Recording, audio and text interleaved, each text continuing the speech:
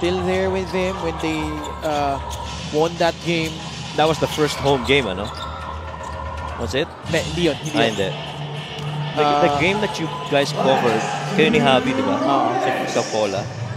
Mindoro was up against, I don't recall. Kalimutan ko na. Basta yung pangalawa against Muntinlupa. Yes. It was against Parañaque. Yeah, Parañaque, right. That was the time where Parañaque still had Carl Brian Cruz, JP Calvo, and Coach Mike. Coach Mike sa gigid. Yong. Happy birthday again to Coach Yong, 50th birthday. Medyo nakakita na tayo ng konting ngiti kay Coach Yong.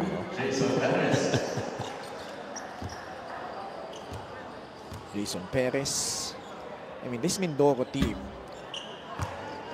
Jeco Bancale has come along for them as well. Yes. He could be a guy that could be a spark plug, especially playing that point guard spot. Axel Inigo has done a marvelous job of quarterbacking this team. But in the playoffs and even starting in the play-in, depth is going to be a huge factor. And they can't rely solely on those three guys, Sino Comboy, Bambam Gamalita, and Joseph Sedoripa. They really need to have other guys step in and chip in. You know, the Ethan Galangs, the Jeco Bancales, the Ray Bienes, even this guy, Ashon Andrews, Ken Bono, their serviceable big, former UAP MVP, RJ Ramirez is there. Even Jonas Tibayan, if he finds his rhythm back, yun yung mga mahalagang pyesa na kailangan nitong Mindoro. At saka yung efficient handling of possessions for them. I feel that's one key element that they've done really well this season. Itong Mindoro Tamaraws.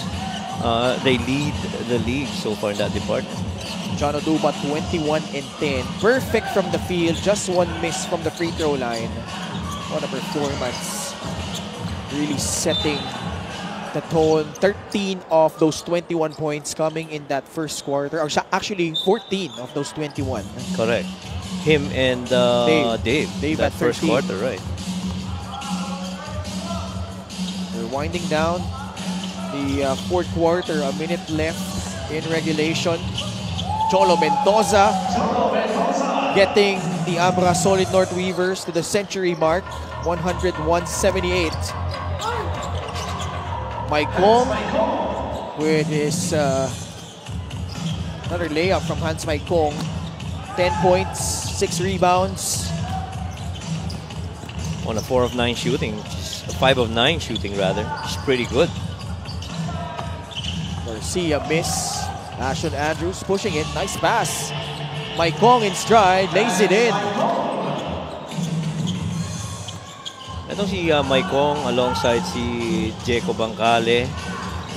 Lalo na with how Jeco has performed in their last few games para dito sa Mindoro Tamaraws. I think that's the level of guard performers they're gonna need from Jeco, not to be solely dependent on Axel on the point guard spot.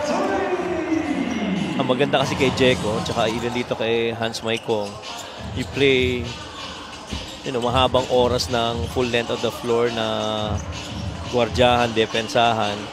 Them being younger, it really wouldn't matter to them. Despite this loss, Mindoro will finish the season with a record of above 500 for the very first time.